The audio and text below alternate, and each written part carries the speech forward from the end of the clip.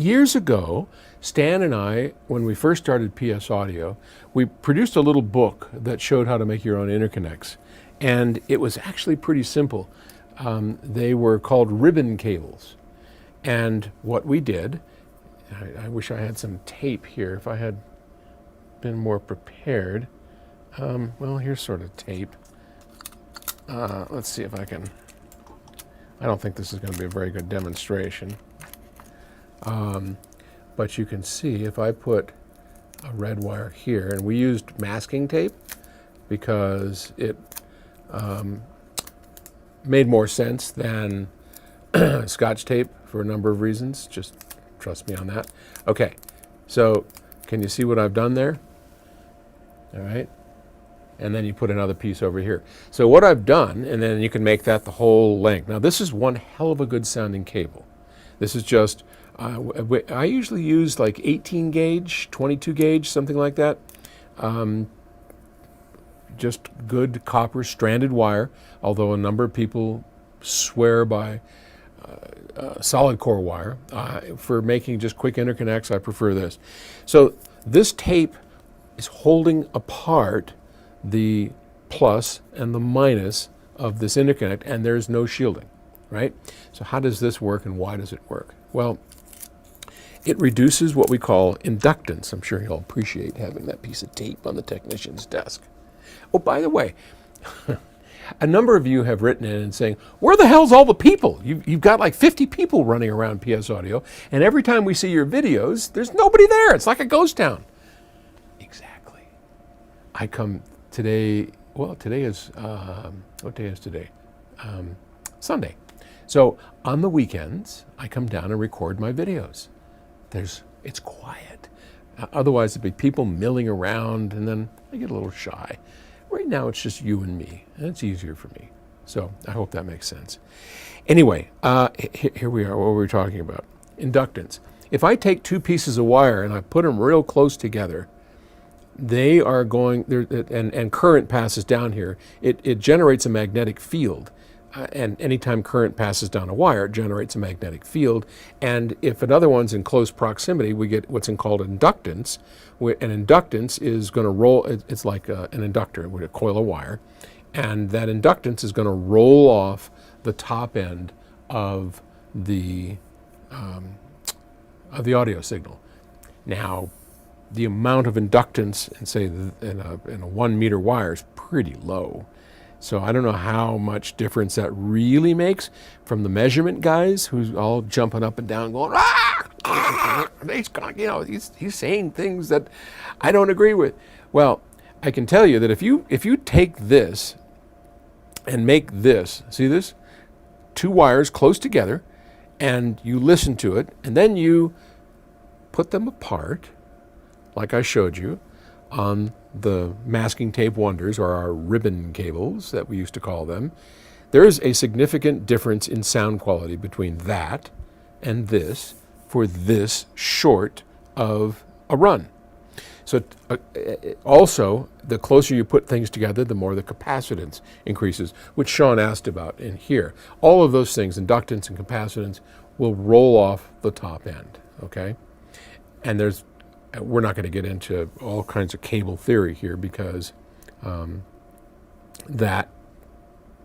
we just don't have the time for it.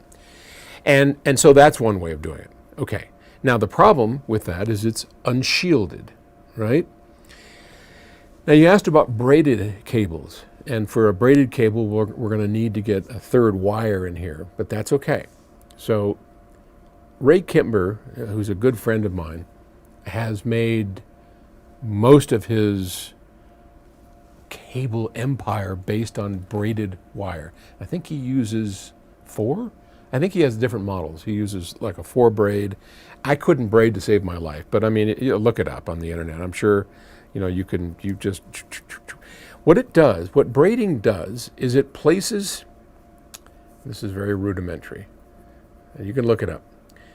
It places wires at right angles to each other, thus minimizing this. And what does that do? It lowers inductance. So if you So that means you don't have to have them so far apart so that they don't induce this effect that we're looking at. So if you braid it, it puts it at right angles, thus reducing inductance and actually will aid in shielding. So most of Ray Kimber's wires are not shielded. They're just braided, and they have very low inductance, and they have decent shielding properties. So if you get an old Boy Scouts handbook on how to braid, just do, I think a 4-wire braid's probably what Ray does. I think he does 8-wire and 4-wire. 8's way too complicated. He makes these machines that do all this stuff. If you can figure out how to braid a 4 thing, that's a really good way of doing it, and I highly recommend it. Ray's cables sound really good. And what was the other part of the question? Shielding. Yeah, well, let's talk about shielding real quick. Generally, if I have this, and then I take some, this is actually an anti-static bag, but we're going to call it tinfoil because we have imagination, don't we? If I take this and I wrap some foil, I'm not very good at this. And let's play that as tinfoil, and I wrap some tinfoil around this, and then I tie this foil, one end, not both, if I tie one end of this foil to ground, then I form what's called a shield. And this will keep out a lot of noise and EMI that we don't want. And it's shunted off to ground. And then the wires inside are protected. But in the same way that these don't particularly like being really close to other conductors, shielding can compress the sound, can make it sound a little compressed. So when we built cables, one of the ways we got around that was by putting in filler that was made from a very low dielectric material, tubes in here, to keep that shielding away from the inner core. So normally it's just wrapped, and if you look at some, like you asked about coax, which I'm not a big fan of, RG, whatever that is, I forgot, RG59. Not a big fan of those as interconnects, so I'd stay away from that. But and they'll have a big piece of plastic over here, and then a braided shield. So that's a way to do that. And but that gets really complicated.